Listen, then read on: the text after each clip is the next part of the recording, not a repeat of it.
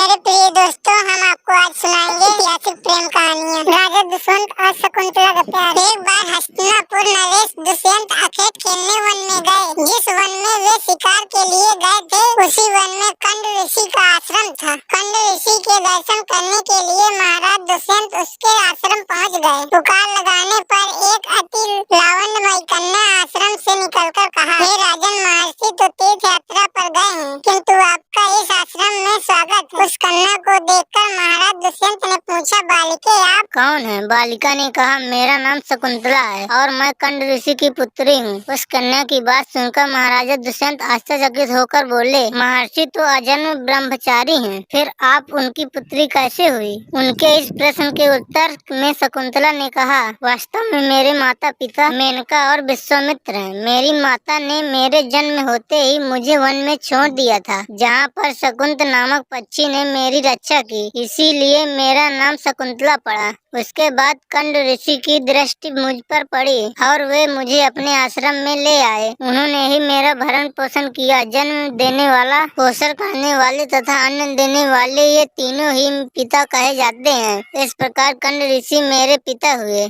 शकुंतला के वचनों को सुनकर महाराजा दुष्यंत ने कहा, शकुंतले, तुम क्षत्रिय कन्या हो। तुम्हारे सौंदर्य को देखकर मैं अपना हृदय तुम्हें अर्पित कर चुका हूँ। यदि तुम्हें किसी प्रकार की आपत्ति न हो तो मैं तुमसे विवाह करना चाहता हूँ। शकुंतला भी महाराज दुष्यंत पर मोहित हो चुकी थी, अतः उनसे अपनी स्वीकृति प्रदान कर दी। दोनों ने गंधर्व विवाह कर लिया। कुछ काल महाराज दुष्यंत ने शकुंतला के साथ विहार करते हुए वन में व्यतीत किया। फिर एक दिन वे शकुंतला से बोले, प्रियतमे, मुझे अब अपना राज्यकाल देखने के लिए हस्तिनापुर प्रस्थान करना होगा। महर्षि कंड के तीर्थ यात्रा से लौट आने पर मैं तुम्हें यहाँ से विदा कराकर अपने राजभवन में लौट जाऊंगा। इतना कहकर महाराजा ने शकुंतला को अपने प्रेम के प्रतीक के रूप में अपनी स्वर्ण मुद्रा दी और हस्तिनापुर चले गए। एक दिन उसके आश्रम में दुर्वासा ऋषि पधारे। महाराज दुष्यंत के विरह में लीन होने के कारण शकुंतला को उनके आगमन का ज्ञान भी नहीं हुआ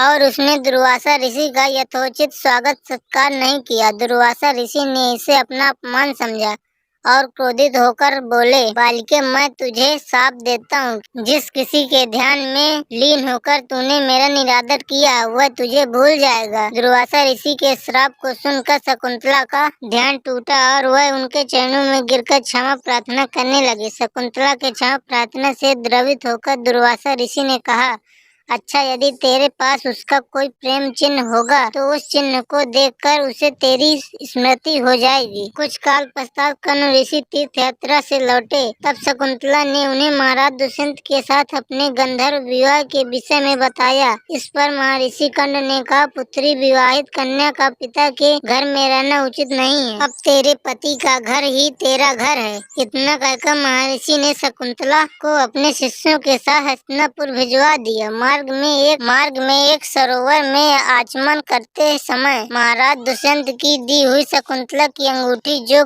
कि प्रेम चिन्ह थी, सरोवर में ही गिर गई।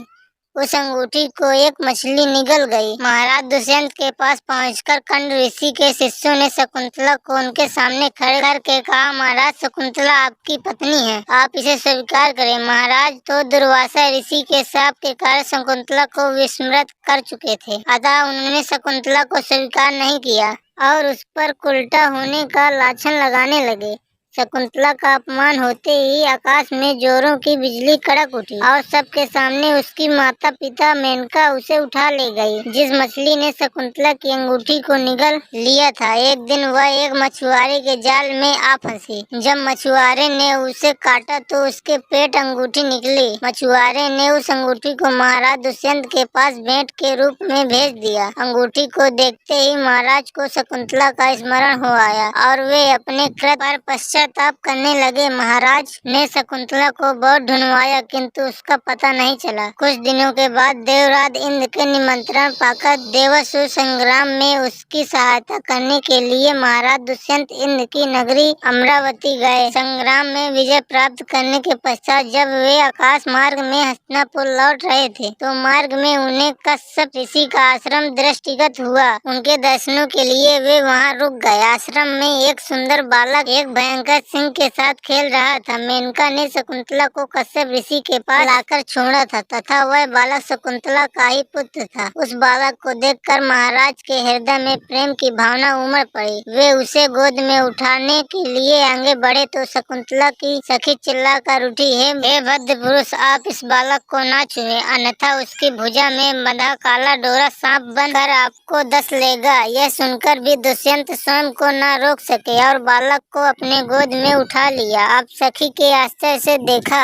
कि बालक के भुजा में बंधा काला गंठा पृथ्वी पर गिर गया है। सखी को ज्ञात था कि बालक को जब कभी उसका पिता अपने गोद में लेगा यह काला डोरा पृथ्वी पर गिर जाएगा। सखी ने प्रसन्न होकर समस्त वृत्तांत शकुंतला को सुनाया। शकुंतला महाराज दुष्यंत के पास आई। महाराज ने शकुंतला को पहचान लिया। उन्होंने आपके कृत्य के लिए शकुंतला से क्षमा प्रार्थना किया और कश्यप ऋषि की आज्ञा लेकर उसे अपने पुत्र सहित अपने साथ हस्तिनापुर ले आए। महाराज दुष्यंत और शकुंतला के उस पुत्र का नाम भरत था। बाद में वे भरत महान प्रतापी सम्राट बने। उन्हीं के नाम पर हमारे देश का नाम भारत पड़ा। यदि दोस्तों आपको यह वीडियो जरा सा भी पसंद आया हो तो वीडियो को लाइक और सब्सक्राइब करें।